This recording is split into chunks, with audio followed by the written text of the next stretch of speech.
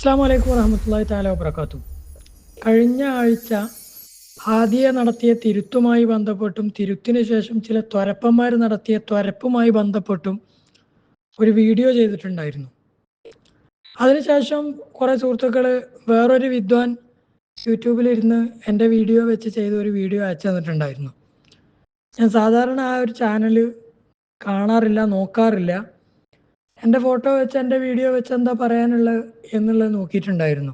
അതിന് മറുപടി പറയണ്ട എന്ന് കരുതിയതാണ്. എങ്കിൽ പോലും കുറേ ആളുകൾ ഈ വിഷയത്തിൽ എന്താണ് എന്നെ പേഴ്സണലായിട്ട് പറയുന്ന കാര്യമല്ലേ, ഇതിലെന്തെങ്കിലുമൊക്കെ ഒന്ന് പറയണ്ടേ എന്ന് ചോദിച്ചുകൊണ്ട് മാത്രമാണ് ഇങ്ങനെ ഒരു വോയിസ് ഉണ്ടാക്കുന്നത്.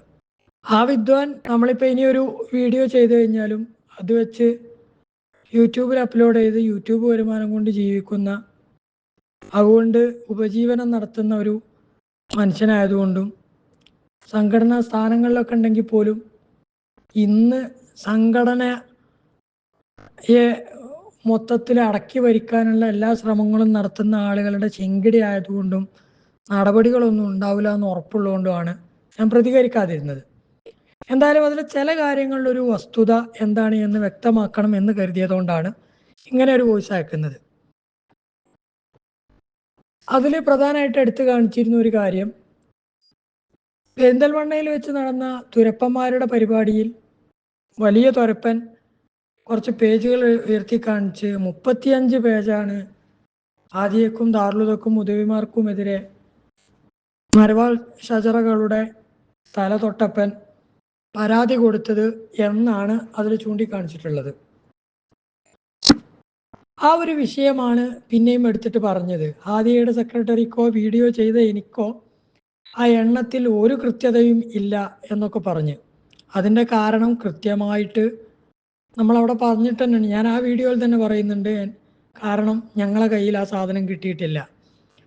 കൃത്യമായ എണ്ണം ഒരു ഉദവികൾക്കും പറയാൻ കഴിയില്ല, കാരണം ഞങ്ങളെ കയ്യിലല്ല സാധനം ഉണ്ടായിരുന്നത്. അത് വിദ്യാഭ്യാസ ബോർഡിൻ്റെ മാനേജർ എന്ന ത്വരപ്പൻ്റെ കയ്യിലാണ് സാധനം ഉണ്ടായിരുന്നത്.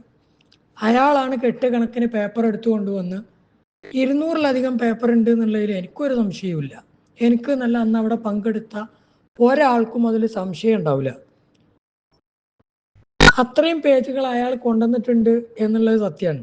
പിന്നെ ഓൻ്റെ വേറൊരു പരാതി, അതിൽ നിങ്ങൾക്കതിലെ 200-അല്ല 3000-അല്ല 3 ലക്ഷം പേപ്പർ കൊണ്ടുവന്നാലും അതൊക്കെ നിങ്ങൾ അർഹിക്കുന്നതാണ് എന്നൊക്കെയാണ്.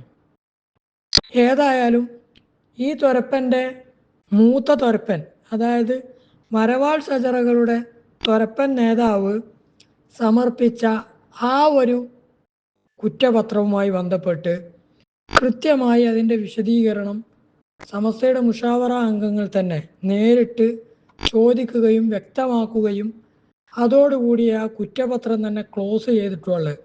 ഏതെങ്കിലും ഒരു ഉദവിക്കെതിരെ ആ ഒരു കുറ്റപത്രത്തിൻ്റെ പേരിൽ നടപടി എടുത്തിട്ടുണ്ട് എന്ന് തെളിയിച്ചാൽ ഞങ്ങൾ ഈ പരിപാടി നിർത്തിപ്പോവും. അതാണ് ആദ്യം പറയാനുള്ളത്. ഏതെങ്കിലും ഒരു ഉദവിക്കെതിരെ മാത്രമല്ല, 2022-ലോ 2023-ലോ ഏപ്രിൽ മാസം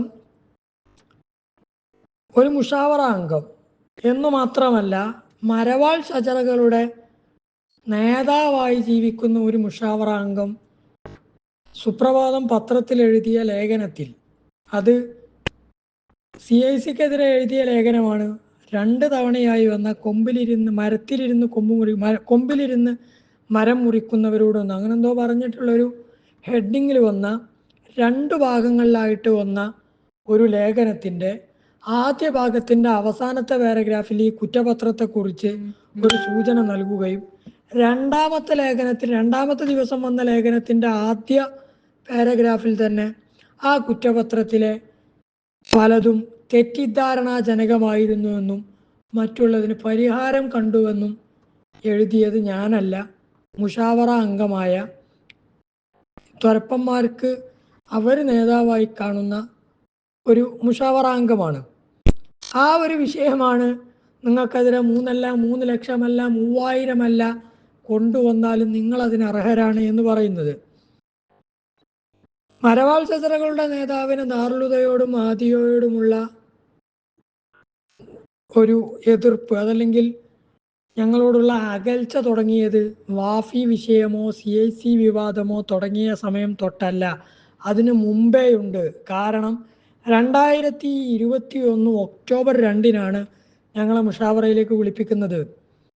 ജൂലൈ മാസത്തിലാണ് ഈ കുറ്റപത്രം മുഷാവറക്ക് കിട്ടിയത് എന്ന് അവർ തന്നെ ഞങ്ങളോട് പറയുന്നു. ഇത് കൈകാര്യം ചെയ്യുന്നത് മുഷാവറ അംഗങ്ങൾ പോലുമല്ല. വിദ്യാഭ്യാസ ബോർഡിൻ്റെ മാനേജർ എന്ന് പറഞ്ഞ് മുഷാവറയുടെ 41-ാം അംഗമായി ചമയുന്ന ഏറ്റവും മികച്ച ത്വരപ്പനാണ് അത് കൊണ്ടു നടക്കുന്നത് എന്നതാണ് അതിലുള്ള മറ്റൊരു വസ്തുത. അയാൾ അന്നേ ദിവസം തന്നെ കുറ്റപത്രവുമായി ബന്ധപ്പെട്ട് വിചാരണ നടക്കുമ്പോൾ, അതല്ലെങ്കിൽ വിശദീകരണം നടക്കുമ്പോൾ, ജൂലൈ മാസത്തിൽ കൊടുത്ത കുറ്റപത്രത്തിൽ ഒക്ടോബർ 2-ന് ഞങ്ങളെ വിളിക്കുമ്പോൾ സെപ്റ്റംബർ 30-ന് ഞങ്ങളെ കൂട്ടത്തിലുള്ള ഒരു ഹുദവി സുഹൃത്ത് ഫേസ്ബുക്കിലിട്ട ഒരു കമൻ്റ് അവിടെ വായിച്ചു. ആ സമയത്ത് തന്നെ അയാളോട് ചോദിച്ചിട്ടുണ്ട്, ഇതെങ്ങനെയാണ് ഈ കുറ്റപത്രത്തിൽ വന്നത്?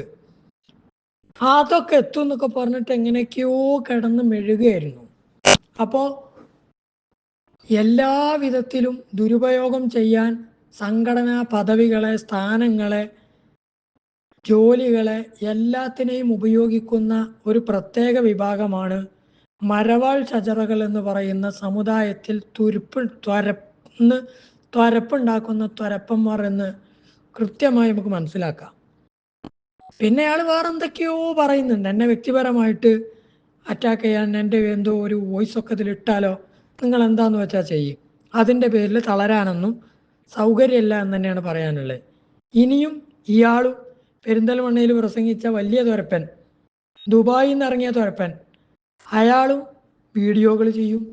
എന്നിട്ട് അയിമെന്ന് പറ്റുന്ന വരുമാനം കൊണ്ട് കുട്ടികൾക്ക് അന്നം കൊടുക്കും എന്നൊക്കെ നമുക്കറിയാം. അങ്ങനെ ഞങ്ങൾ ജീവിച്ചു പോവാൻ ഞങ്ങൾ കാരണക്കാരാവാൻ അങ്ങോട്ട് ജീവിക്കട്ടെ, അത്രയിൽ പറയാനുള്ളൂ. ഹാദിയ മുന്നോട്ട് വെച്ച ആരോപണങ്ങളിൽ ഒന്നിനു പോലും മറുപടി പറയാൻ ഇതുവരെ മരവാൾ ഷജറകളുടെ ഒരു ഘട്ടത്തിലുള്ള ആൾക്കാർക്കും കഴിഞ്ഞിട്ടില്ല.